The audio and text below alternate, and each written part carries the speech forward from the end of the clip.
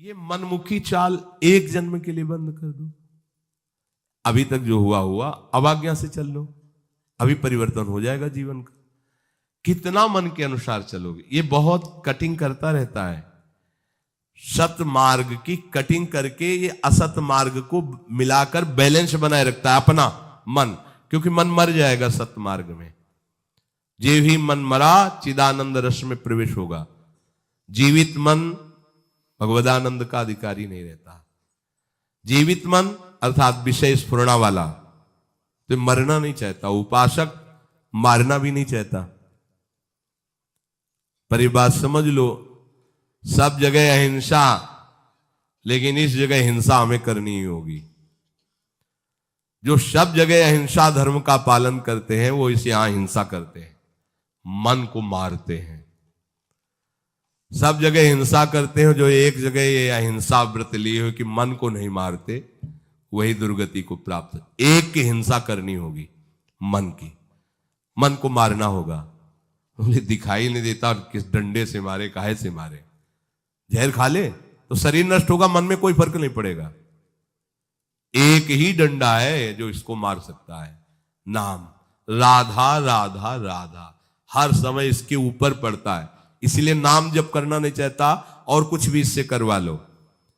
हाँ, घंटों आप कोई भी सेवा करवा लो, राजी हो सकता है, लेकिन 1 घंटे बैठकर तदाकार वृत्ति से एक नाम को निरंतर जपो, ये राजी नहीं रहेगा, क्योंकि हर नाम उसके ऊपर प्रहार की तरह पड़ता है मन के ऊपर। एक बार इसे मारना होगा। मन मारा, प्रभु के रस का अनुभव हुआ। और ये मन मारना नहीं चाहते, जल्दी कोई नहीं मारना चाहते। देखो, एक ही चीज पा रहे हो, रोटी दाल, रोज वही रोटी दाल, थोड़ा तो कुछ मन, ये संसारियों को होता है, हम बाबा जी हैं, हमें इसे मारना है। अगर कह रहे रोज रोटी दाल, रोज ही अब बनने दो, वही पाओ, मरो। ये जो विषय स्फुरणा विषय, संकल्प विषय, मारो इसको। कभी कभी तो मन बदलने के लिए, स्पष्ट देखो शब्द, मन बदलने के लिए कभी कभी हमें मन बदलना है। मन बदले ना, यही तो साधना है।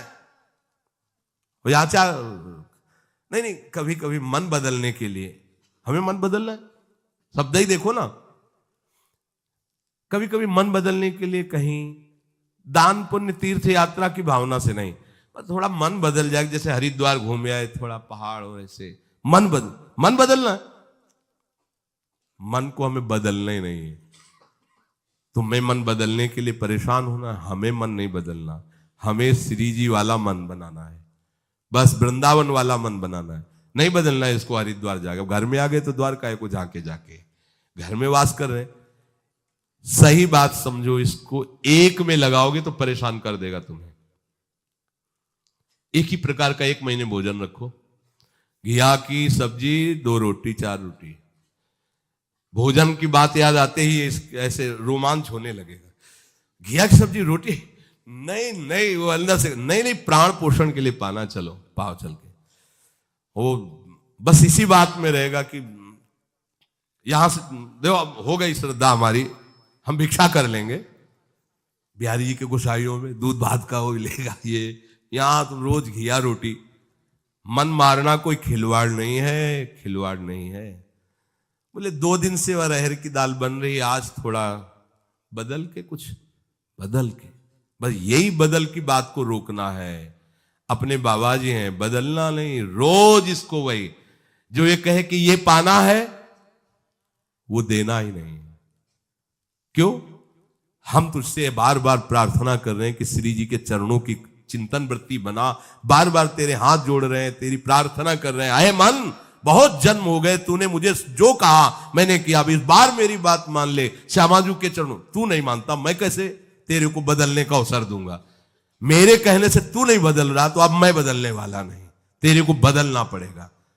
जिद्दी साधक, निष्ठावान साधक, मन मारिया तन बस में किन्हा, हुआ भरम सब दूर, बाहर से कुछ दिखत ना, ये अंदर चमके नूर। ये मन की विलासता प्यारे बंद करो, इससे हमारे जन्म जन्म बिगड़ते चले जा रहे हैं। बड़ा विचित्र खेल है। तो वो हर समय भजन करते करते ना, वो ऐसा लगता है डिप्रेशन में चले जाएं। तो 30-40 मिनट के लिए बड़ा फेवरेट प्रोग्राम हमारा है अमुक अमुक, वो देख लिया करें। ये जहर कितना उगल रहा है अंदर से मन, सब बात आपकी मानेंगे, थोड़ी बात हमारी मान लो बस। वो सर्च करके 30-40 मिनट प्रोग्राम देखो, 24 घंटे के लिए उसने अपनी पूरी तैयारी कर ली मन ने। अब वो तुम्हें गिराएगा 24 घंटे, बार बार सीन ला के बार बार। आप बिल्कुल इसको किसी दुश्मन को मारना हो तो पहले उसके बल को नष्ट किया जाता है। कहां कहां इसका बल है उसको नष्ट करो, कमजोर करो। तो मन का बल है विषय सेवन, इसे विषय सेवन मत कराओ, ये निर्बल हो जाएगा। निर्बल मन को भगवदानंद में लगाओ तो भगवन नाम, भगवत रूप, भगवत लीला, इस पर अधिकार करके इसे भगवत स्वरूप। इसका मर जाने का मतलब अमर हो जाना। मन की वासनात्मक वृत्ति का नाश करना ही मन की हिंसा है। और जहां वासनात्मक वृत्ति नाश हुई तहां वो अमर हो गया, वो कृष्ण रूप हो गया, वो परमानंदमय हो गया। तो श्री भगवान कहते वासुदेवा सर्वमिति स महात्मा सुदुर्लभा। जिसने सब जगह अपने आराध्य देव को देख लिया, ऐसा महात्मा दुर्लभ है। तो कहते प्रभु इतनी मंगलमयी बात आपने बताई कि मेरी शरण में हो जाए माया से तर जाएगा और सब जगह वो मेरा साक्षात्कार कर लेगा, फिर ये लोग आपकी शरण क्यों नहीं होते? तो प्रभु ने कहा कि वो जो पाप कर्म करते हैं, दुष्कृति होते हैं, मूढ़ होते हैं, वो मेरी शरण में नहीं आते। अगर वो आ जाए तो उनका भी कल्याण हो जाए। प्रभु आप इतने उदार दाता हैं, फिर सब लोग आपसे ही क्यों नहीं मांगते? अन्य देवताओं का पूजन भजन करके उनसे भी चाहते हैं। तो ऐसा कामैस्तैस्तैर्हृत ज्ञाना प्रपद्यन्ते अन्य देवताः तम तम नियममास्थाय प्रकृत्या नियता स्वया। ये जो कामनाओं से ग्रसित लोग होते हैं, इनको जहां सुनने को मिला कि इस देवता की ऐसी आराधना करने से ये कामना की पूर्ति हो जाती है, तो उनको शुद्ध ज्ञान तो होता नहीं है, शुद्ध सत्संग तो मिला नहीं है। तो अपने अपने स्वभाव के अनुसार वो उस देवी देवता की आराधना करने लगते हैं। अब भला बताओ, किसी भी आराधना में अंबा भगवती, उनके ऊपर शराब की बोतल,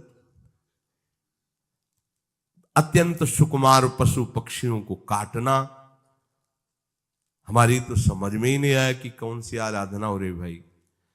एक बार कहते हो जगत जननी अम्बा की जय। जगत जननी की अम्मा है वो, जगत जननी है, अम्मा है वो। जितनी माता है उनकी भी अम्मा है वो, सब बच्चों की वो माँ है, चाहे वो बड़ा हो, बूढ़ा हो, जड़ हो, चैतन्य हो, जगत जननी। भला माँ अपने बच्चे का गला कटते देख करके कैसे प्रसन्न हो सकती है? मुझे तो आज तक ये बात समझ में नहीं आई कि ये लोग कैसी मूढ़ता करते हैं। परम पावन महादेव जी के अर्धांग में विराजमान भगवती भला मदिरा का भोग कैसे स्वीकार करेंगी? शराब कैसे पिएंगी? यही की बात है। हम तो ज्यादा उनसे परिचित, परिक्रमा लगाते थे तो ऐसे चामुंडा जी के इधर मिले तो उन्होंने बताया कि बाबा हम तो रोज शराब का भोग लगा के पीते हैं, चामुंडा जी को भोग लगता है, से तो कुछ नहीं। पर हमारा ये विचार रहता कि देवी जी तो भगवान महादेव जी के अर्धांग में विराजमान है, परम पवित्र देवी शक्ति, वो कैसे ऐसा? अब आप अगर वो प्रसाद पीते हो, आपको मां का भाव आ रहा हो, दर्शन हो रहा हो, तो हमें बताओ। इसका मतलब है आप अपनी मन मानी करते हैं। शास्त्रों में तो किसी भी देवता या देवी को प्रसन्न करने के लिए जब तक आराधना कर रहे हो तब तक निर्विषय होने की बात पाई हमने, जहां जहां आराधना पाई। ऐसी आराधना तो हमने दैत्यों की भी नहीं देखी कि वो शराब पी करके कोई काम कर रहे हैं। एक ब्रह्म ऋषि की तरह उनकी जीवनचर्या हुई है जब उन्होंने कोई भी अनुष्ठान किया है। ये जो कामना से बुद्धि अपरीत हो गई है, वो लोग प्राय ऐसा कि अमुक बलि दे दो तो तुम्हारे पुत्र हो जाएगा, दूसरे के बच्चे को छीन कर तुम काट रहे हो, चाहे बकरा ही हो, मुर्गा हो, तुम्हारे बच्चा पैदा हो जाएगा। अरे वो अगर बच्चा तुम्हारे प्रारब्ध में नहीं लिखा है ना तो नहीं होगा, अगर होगा भी तो ऐसे कृत्य के कारण वो तुम्हें जीवन में कभी सुख चैन नहीं लेने देगा, कभी तुम्हारी शांति नहीं आने देगा, हर समय तुम्हें अशांत और जलना होगा। अधर्म से किया हुआ जो भी अनुष्ठान है उसका परिणाम विनाशकारी और दुखदायी होता है। भगवान कहते हैं ये ज्ञान इनका अपहरण हो चुका होता है कामना के कारण। ये अपने अपने स्वभाव के अनुसार उस देवता का, उनकी आराधना के नियमों को धारण करते हैं और देवताओं की शरण होकर अपनी अपनी कामनाओं की पूर्ति चाहते हैं, क्योंकि इनका लक्ष्य केवल लोक परलोक की भोग वस्तुएं ही है जो क्षणिक है, कुछ समय के लिए है। भगवत प्राप्ति करना है, विवेक जागरण करके सत्य वस्तु में स्थित होना है, ये कामना की पूर्ति वाले लोग नहीं जान पाते हैं। बढ़िया उपाय पीछे भगवान ने बताया था कि यदि आप कोई कामना भी करते हो और हमारी शरण में आ जाओ, हम इसे कामना की पूर्ति चाहो, पर भगवान की तरफ आने पर देखो एकदम ब्रेक लग जाती कि आप ऐसा ऐसा भोजन नहीं करोगे, ऐसा संग नहीं करोगे, ऐसा, ये सबको बड़ा कठिन लगता है और मनमानी आचरण भी करते रहो और देवता कामना की भी पूर्ति कर देगी, ये मार्ग सरल लगता है। धन संग्रह की कामना, भोग भोगने की कामना, ये दो बातें सबको परेशान किए हुए हैं और दो बातें एक ही जगह बहुत जोर से पूर्ण हो जाएंगी। जे ही भगवान की शरण होगे तो भगवान के चरणों में मां लक्ष्मी वास करती, धन की इच्छा नहीं रह जाएगी। देख लेना, हृदय से हो जाओ, हृदय से शरण हो जाओ और भगवान सब सुखों का हेतु है, इसलिए किसी सुख भोगने की इच्छा नहीं रहेगी। पर ये पहले सबको समझ में नहीं आती, सबको लगता है ऐसा करो, कोई विधान किए, इतना अनुष्ठान किया, इतना दान पुण्य किया और इतना मिल गया, ये अच्छा लगता है, इसीलिए देवताओं की तरफ ज्यादा भागना होता है। श्री भगवान कह रहे हैं स्वभावो मूर्धनि वर्तते, ये स्वभाव के कारण ही ऐसा करते हैं। अच्छा, कोई भी देवता ना स्वयं मोक्ष को प्राप्त है, ना तुम्हें मुक्त कर सकता है। एक छोटी सी शक्ति उसके अंदर है, जैसे गांव के प्रधान की शक्ति एक सीमा में, फिर उसके ऊपर, फिर उसके ऊपर, फिर ऊपर, ऐसे ही है। ये सब छोटी छोटी शक्तियां सब भगवान ने ही दी है, लेकिन वास्तविक कामना की पूर्ति तो केवल श्री हरि से होगी, दूसरे से नहीं होगी। अपने जितने सत्संग सुनते हैं, अपने को अनन्य हो जाना है, कोई भी कामना नहीं रह जाएगी, न जीने की, न धन की, न सुख। ऐसी मस्ती आएगी, मान लो कोई साधना, कोई अनुष्ठान करने की जरूरत नहीं, भगवद आश्रित हो जाओ और नाम जितना बन सके उतना नाम गुनगुनाते रहो, पड़े रहो भरोसे पे। वो चीज मिलेगी जो कहीं किसी साधना से नहीं मिलती। ये जीवन की सार बात आपको बता रहे हैं, आपको जो चाहिए वो मिल जाएगा। बस हमारी प्यारी जो की शरण हो जाओ, जितना बने नाम जपो, अन्य आश्रय रहित हो जाओ, सब ठीक हो जाएगा।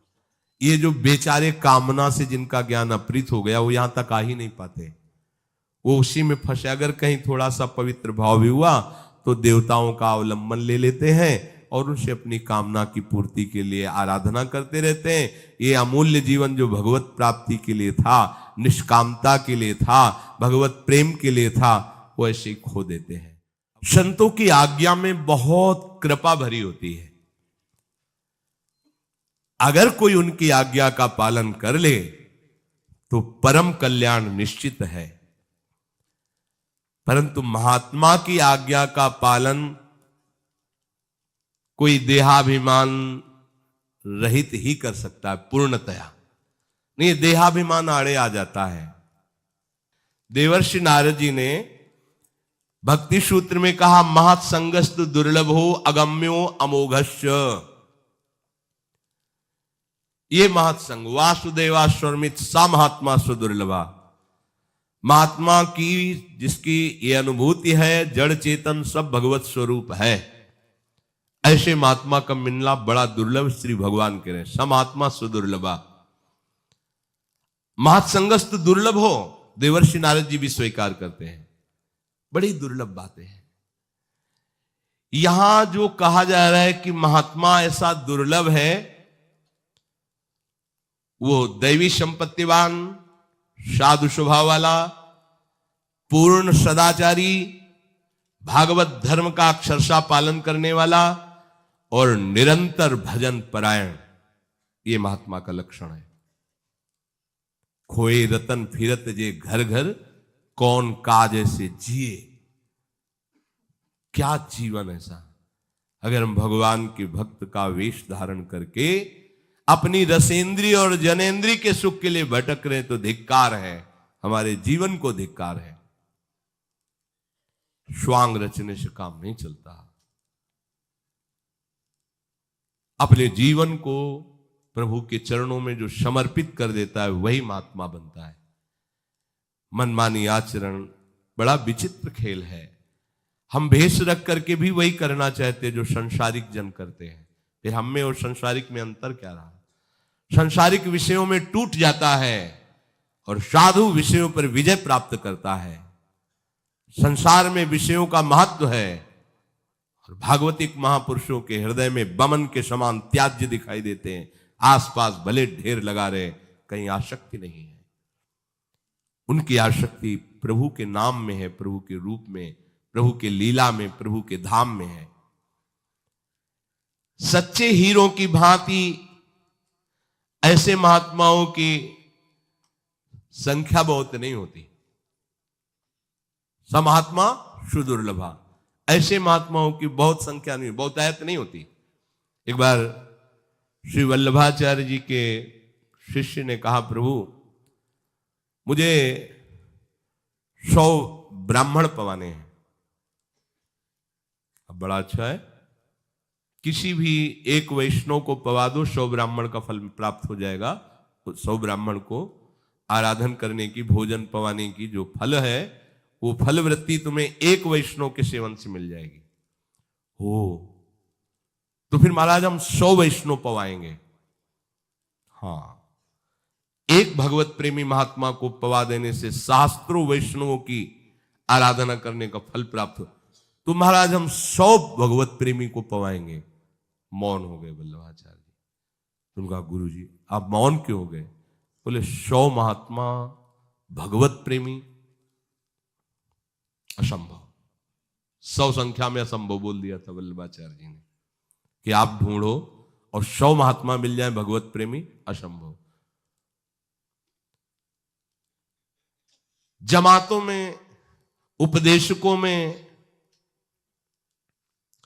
खोज करने पर आपको सदाचारी मिल सकते हैं, कर्मकांडी मिल सकते हैं, ज्ञानी मिल सकते हैं, प्रवचनकर्ता मिल सकते हैं, लेकिन भगवत प्रेमी महात्मा जो सर्वत्र भगवत अनुभूति से तृप्त है, जिनकी दृष्टि में ब्रह्म के सिवा कुछ नहीं है, ऐसे तो केवल हरि की कृपा से मिलते हैं। परम दुर्लभ है ऐसा महापुरुष का संग मिलना। और ऐसे महापुरुष का संग मिला तो उसका परिणाम आप में दिखाई देगा, किसी से पूछने की जरूरत नहीं। बोले महापुरुष के मिलने को हम कैसे जाने कि कोई महापुरुष, आप नहीं जान सकते, क्योंकि वो इंद्रियातीत तत्व में स्थित है। आप इंद्रियों से कैसे जानेंगे? वो मन बुद्धि के अतर्क विषय है, तो तुम मन बुद्धि से कैसे जान पाओगे? पर आप पर प्रभाव पड़ेगा, इससे जान सकते हो। जिनके संग से संसार फीका लगने लगे, भूले ग्रह व्यवहार, जिनके संग से तुम्हारे हृदय में वैराग्य बढ़ने लगे, विषय त्याग का उत्साह आने लगे, भगवान नाम जप करने की रुचि होने लगे और इसी जन्म में भगवत प्राप्ति करूंगा ऐसा निश्चय होने लगे, जान लेना मुझे महात्मा का साक्षात्कार हो गया है। मुझे महात्मा का संग, यही महात्मा के संग का फल है। परम दुर्लभ योगी ज्ञान जनवांछित भगवत प्रेम की प्राप्ति का तुम्हारे हृदय में उत्साह हो जाएगा। ऐसे महात्मा के दर्शन, संभाषण और सानिध्य से आप में प्रभाव आ जाएगा। आपको अपने में देखना है कि मेरा परिवर्तन, मेरे ऊपर क्या प्रभाव पड़ रहा है। पर आप मनमानी आचरण करो, उनकी बातों का उल्लंघन करो तो नहीं होगा। चाहे जितने बड़े महापुरुष के समीप रहो, यदि उनकी आज्ञा को उल्लंघन करोगे तो कोई प्रभाव नहीं पड़ेगा। यह भी बात ध्यान रखो। महाप्रभु श्री कृष्ण चैतन्य देव भगवान के स्वयं अवतार हैं। वो कोई जीव नहीं है, ईश ही आए हुए हैं आचार्य रूप में। और कृष्णदास नाम के एक वैष्णव उपासक को आपने ही स्वयं तीर्थ यात्रा के लिए स्वीकृति दी, कृपा करके। और रास्ते में जब महाप्रभु यात्रा कर रहे थे तो एक परिकर मिला भेषधारियों का, जो वाम मार्गी थे। वाम मार्गी वेद के विरुद्ध आचरण करते थे। महाप्रभु तो बेशुद्ध अवस्था में रहते थे। उनके प्रलोभन से कृष्णदास जी उनके पास चले गए। वो लोग वाम मार्गी जिससे शास्त्र निषेध करता है, आप ये न करो ये न करो, वो सब करते थे। व्यभिचार आदि, मद्यपान आदि, ये सब करते थे वाम मार्गी। महाप्रभु को जो सुधाई, कहा कृष्णदास देखा उन वाम मार्गियों के संग। तो कृष्णदास से कहा ऐसा क्या? और उनसे कहा तुम्हारे पास तो बहुत लोग हैं, हमारे पास तो एक ही सेवा का है, वापस कर दो। तो लोग महाप्रभु पर प्रतिकूल व्यवहार करना चाहा। भगवती तेज से कृष्णदास की रक्षा की, उनसे निकाला उनको। अब आप विचार करो, महाप्रभु चैतन्य देव के समीप यदि उनकी आज्ञा का पालन नहीं किया, उनकी बात नहीं मानी, महाप्रभु प्रेमावतार हैं, कैसे आकर्षण हो गया वाम मार्गियों का। अगर आप महापुरुष के पास रहते हो, उनके अधीनता स्वीकार नहीं करते हो, थोड़ी भी मनमानी करते हो तो प्रभाव नहीं पड़ेगा। दूर से कोई महाप्रभु का चिंतन कर ले तो भजन में वृद्धि हो जाए। फिर महाप्रभु के समीप रह रहे हो, महाप्रभु की बात सुन रहे हो, उनकी स्थिति देख रहे हो, फिर भी तुम्हें वाम मार्गी अच्छे लगे। कहीं ना कहीं मनमुखी चाल अंदर होती है, तभी उपासक महापुरुषों का परम लाभ नहीं ले पाता। इसीलिए देवर्षि नाथ जी कहते महत्संगस्तु दुर्लभो। फिर अगम्यो, अगर मिल भी जाए और आप उनकी इच्छा के अनुसार न चले, उनकी आज्ञा के अनुसार न चले, तो आप उनसे कुछ ले नहीं पाएंगे। ये खास बात है। फिर आप कहोगे हमारा परिवर्तन नहीं हुआ, हमें दृश्य नहीं दिखाई दे रहा। मनमानी आचरण करने वालों का परिवर्तन थोड़ी होता है। परिवर्तन होता है मन को उनकी बात पे अधीन कर दो। महापुरुषों को अपने शरीर से भी ज्यादा प्यारा सिद्धांत होता है, ध्यान रखना। आप उनके शरीर को खूब दुलार करें, उनके सिद्धांत को रौंद दें, बिल्कुल कहीं किंचन मात्र आपको लाभ नहीं मिलेगा।